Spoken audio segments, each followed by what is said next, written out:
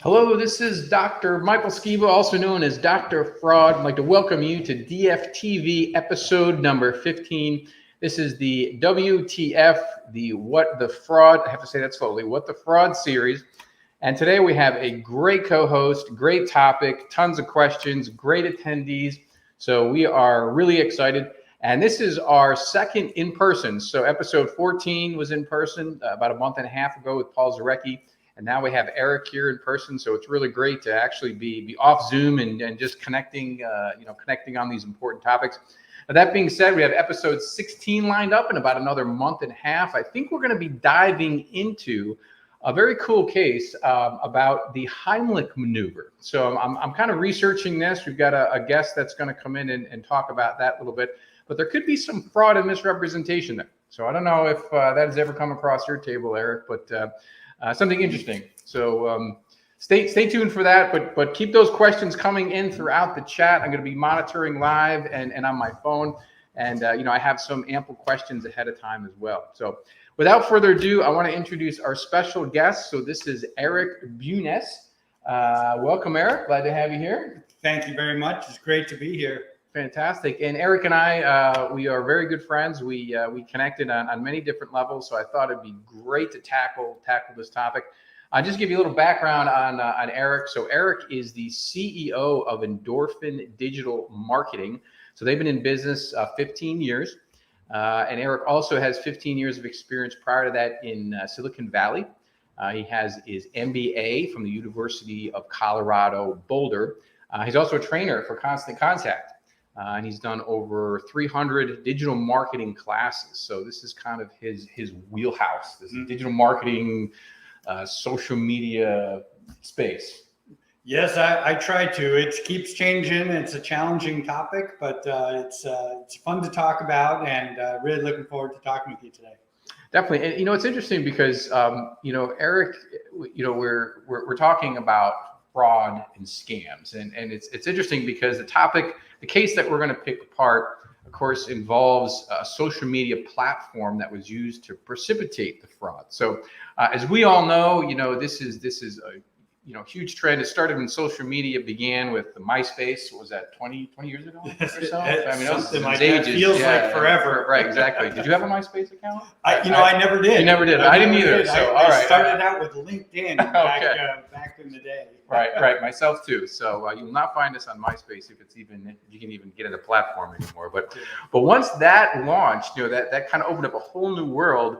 As far as us in the investigative fraud space, because what it did was it gave us the opportunity to of course investigate people more, look into things more, but second to that is the precipitation of crimes through social media. And now we're seeing just tons of platforms every day, new apps. Plus one of the trends I'm seeing too is we have that younger generation who's very used to that technology, and they might not have that same level of privacy that you and I have, right? So they're posting more things, they're putting their, private information out there. That can be a threat. So, part of what we do is educate the public and especially the younger generation on the dangers. And that's what we see on the fraud end. We see all this, the benefits of social media from an investigative standpoint, but the negatives, precipitating crime.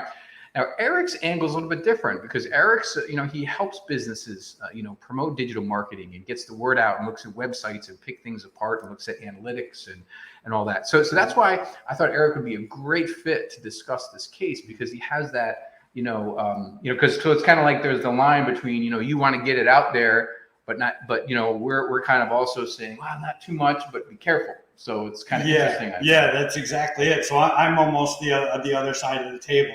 You're trying to protect things, and I'm trying to get out there. But like you said, we have to do this in a safe way.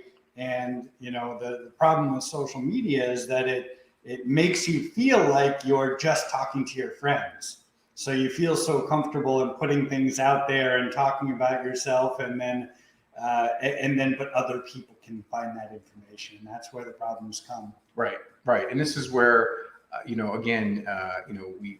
and a lot of the businesses we deal with. So you deal with pretty much small businesses, solopreneurs, all the way up to Pretty good sized companies. So you have the not the gamut giant of- corporations Right, okay. necessarily. Okay, Yeah. right. And that's what's important too, because, just from a promotional standpoint, even just self-promoting ourselves on social media. So Eric has that expertise kind of all across the board. So I want to start to dive into this case. This is just an interesting case. And, when I was actually looking for, a social media case to focus on, of course, I came up with a lot of them. There were just hundreds of them out there. But what I wanted to do is really focus on one, not the largest case, but just had some really interesting elements I thought that we can kind of unpack and analyze. So this case that we're going to talk about today, so this was Arizona, so it happened a few years ago. And basically how this worked, this was 34-year-old Elaine Monique Zavala Charez of Winslow, Arizona. She ended up scamming close to $500,000. So it was about $400,000. So again, not a huge amount, but definitely impactful. But what's interesting, what I found interesting about it, first off, is just the way she did it. These frauds precipitated over a period of time, but they weren't all, it wasn't one company, 400,000, or two companies, 200,000. It was just small hits across the board on a personal level. And really how she did it was a kind of a multi-phase process, right? So first thing was, she had this idea, okay, I'm going to, try to scam people, get their information and file tax returns in their name. So basically she was going to file the tax return, somehow arrange to get the payment, because, IRS now is using debit cards instead, you can use the bank transfers still, but they're issuing those debit cards. So she was intercepting those and then cashing them. So she had that idea, which is a common scam. We know that. But then the idea was, okay, how do I file those IRS tax returns if I need certain pieces of personal information? So her first step was to go to Facebook. So that was step number one. Is she said, all right, I need to go to social media. I need to just get enough information off their sites. So what she did first was she actually had a partner from Messina, New York, up not too far from us. What she did was she solicited this individual, and what they would do is actually they would call people looking for more information. But what she did was she went on their Facebook accounts ahead of time, and she got just enough so to keep the people on the phone to make it sound like she was legitimately from the IRS. So she didn't have a lot of information, but just enough to kind of focus efforts.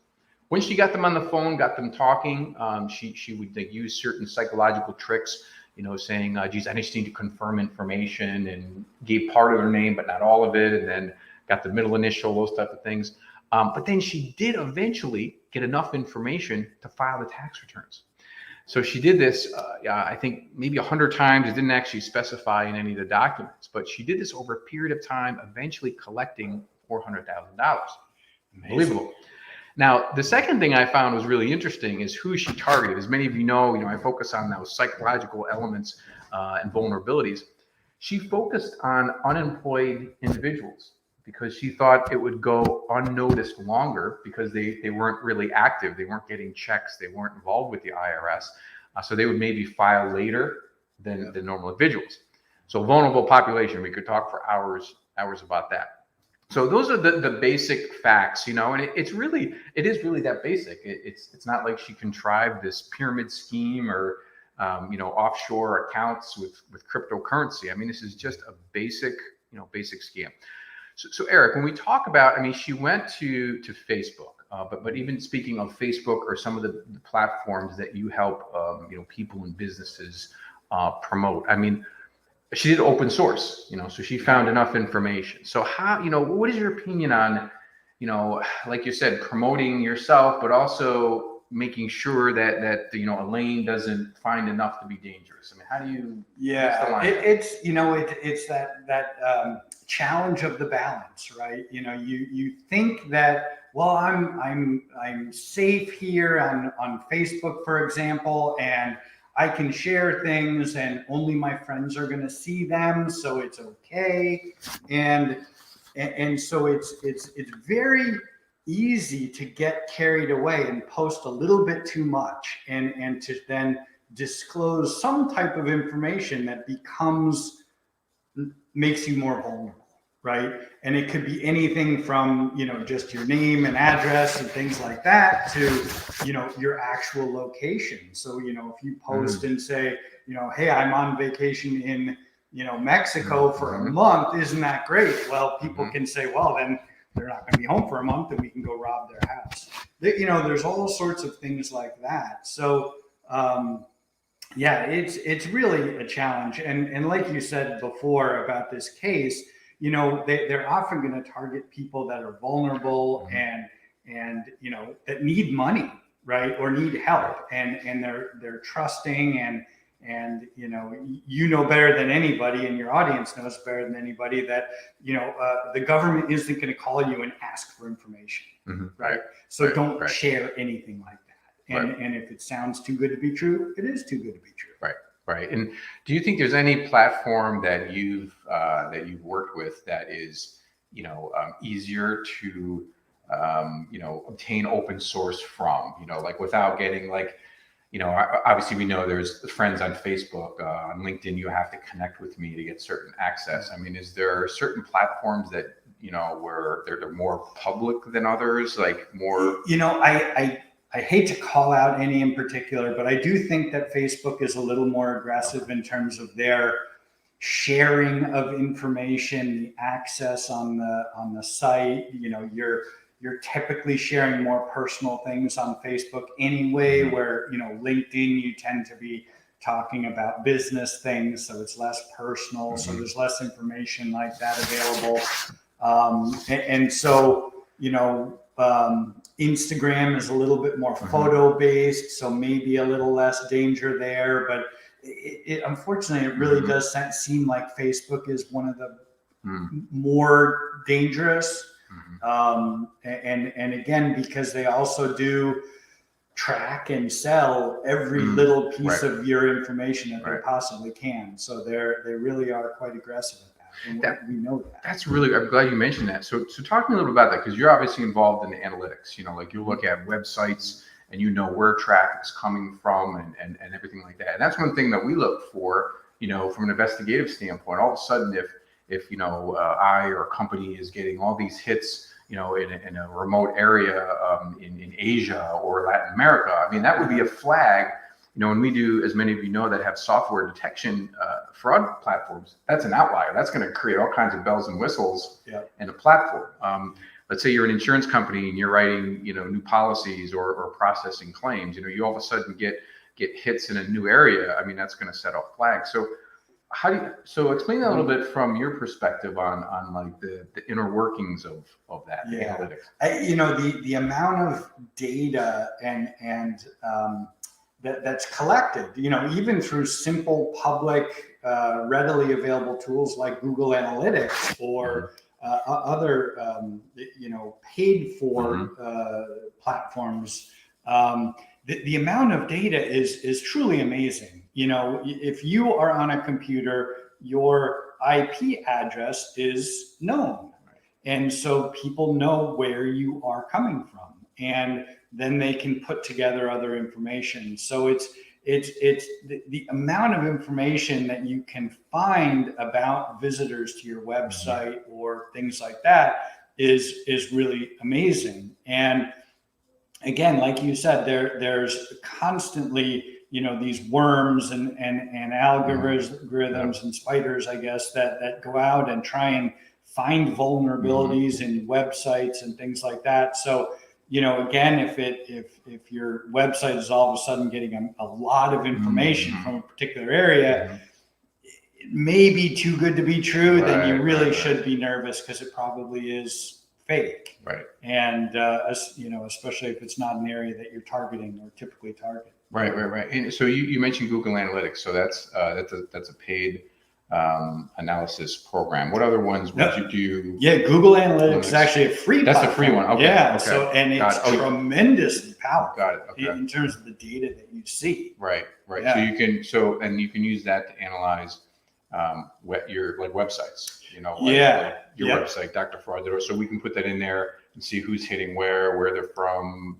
Kind of get an idea of and their activity on the website. So if they come back to your website repeatedly, if they Right. try and access a particular page repeatedly, if they leave from a page repeatedly, all that can start to raise red flags.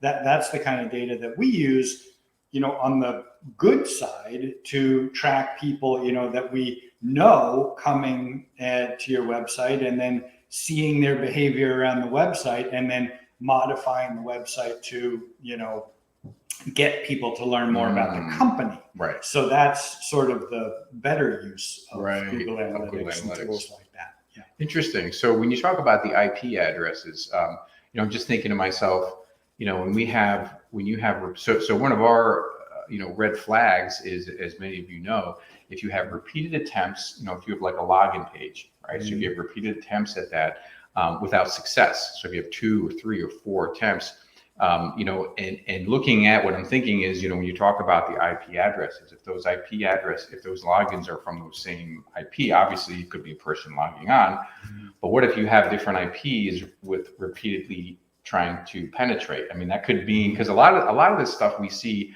now, unfortunately, is automated. We see a lot of these, just they have these programs, and that's what they do. They just try to, these bots, and they work and find the vulnerability. So they might switch IP addresses trying to penetrate. So that could be a good thing. You're thinking, oh, I got new customers coming in, but potentially if someone's trying to log in 5, 10, 20 times without contacting support or something, right, it's behavioral as well, then that would probably create a flag. Right? Yeah, so, absolutely. Right.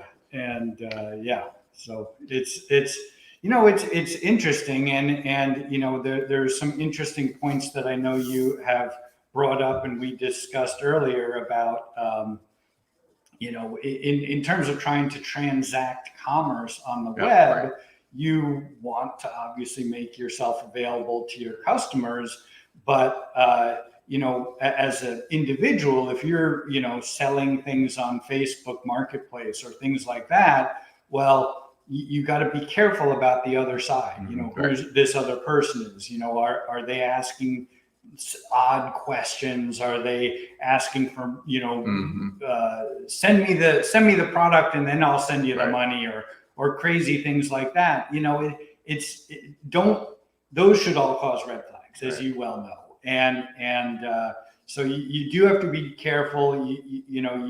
You want to transact things online, but you don't want to push too hard to make the transaction because it may not be the right thing.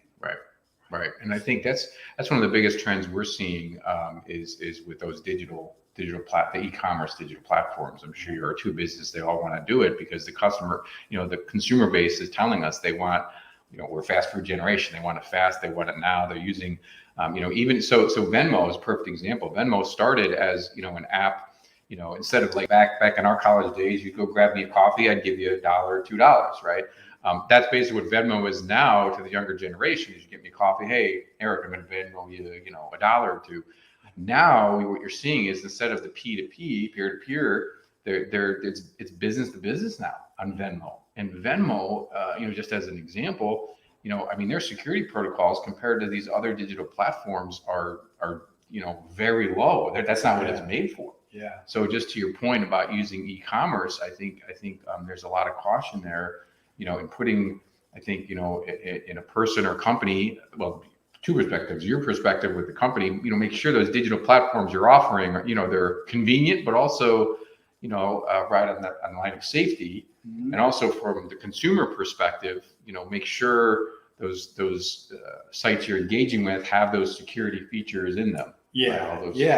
Absolutely. As a consumer, everybody's trying to get your money, and you've got to be very careful about that, and you've got to be careful about who you are transacting business with, and it's something that everybody really does need to keep in mind as they go around, because it's great using the web. We can all get on it. We can, find whatever we need. We can now more and more just buy whatever we need, but we have to be very careful about that. When it starts to come from the web to us from unknown sources, then we really do have to be very cautious. Right. And I think, And I had a couple questions coming earlier. I just wanted to grab one of them because we did touch on this a little bit.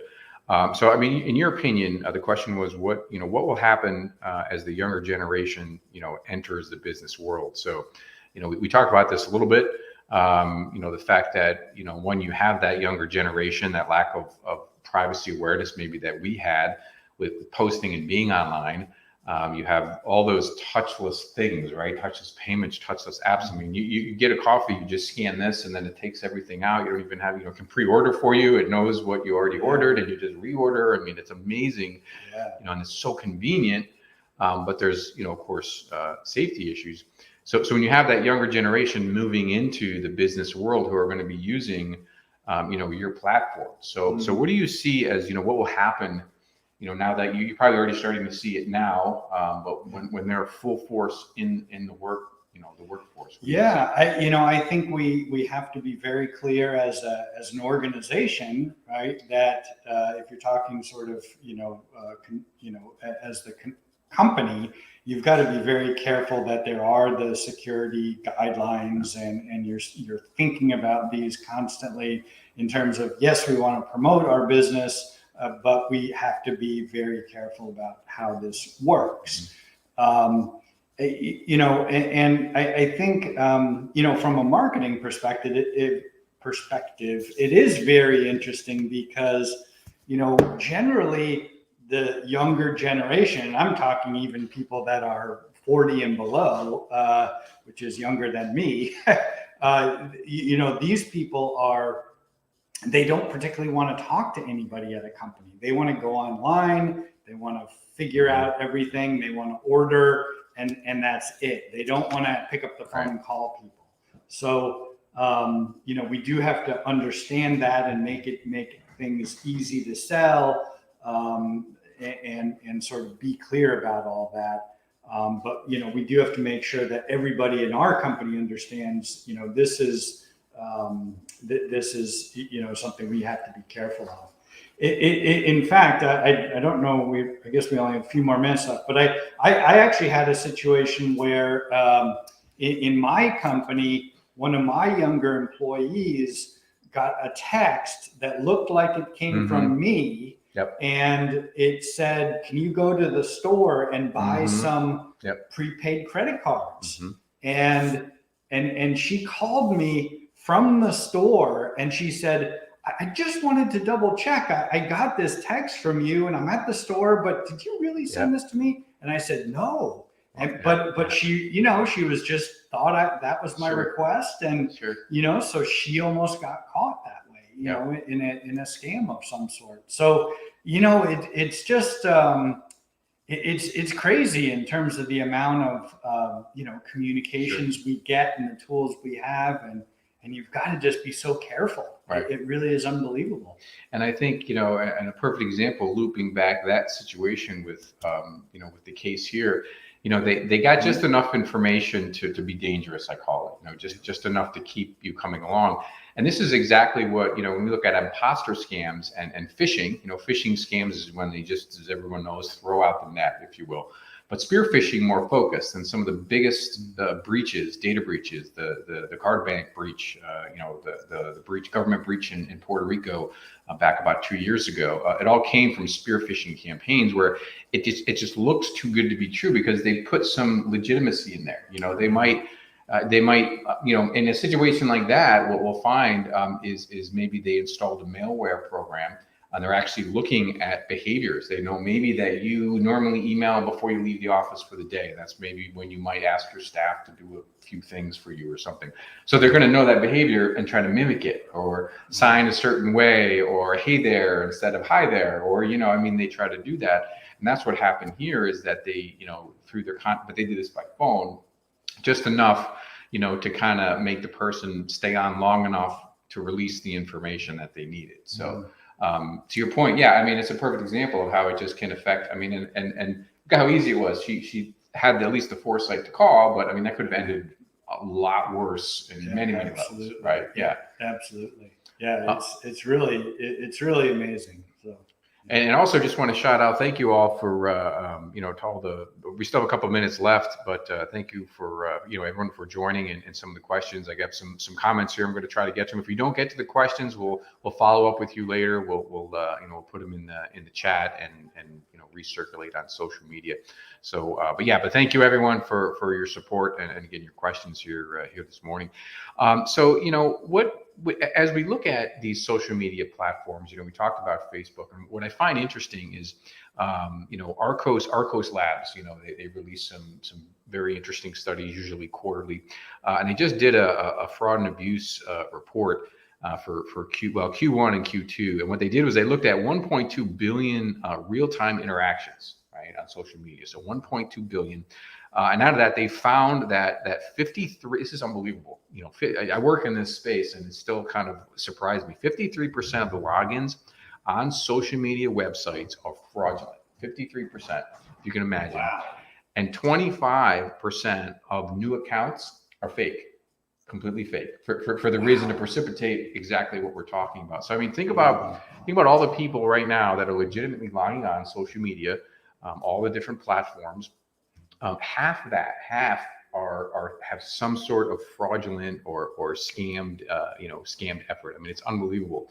So does that surprise you from your space too? I mean, I don't know if it surprises me, but that sure is a scary numbers. And it is funny because we are always talking about our clients about trying to build up their audience and that kind of thing. But I guess. Like we've said a number of times, if things look too good to be true, right, it probably is a problem. And, I think, we try and connect. We get a lot of, invites to connect on these kinds of things. Right.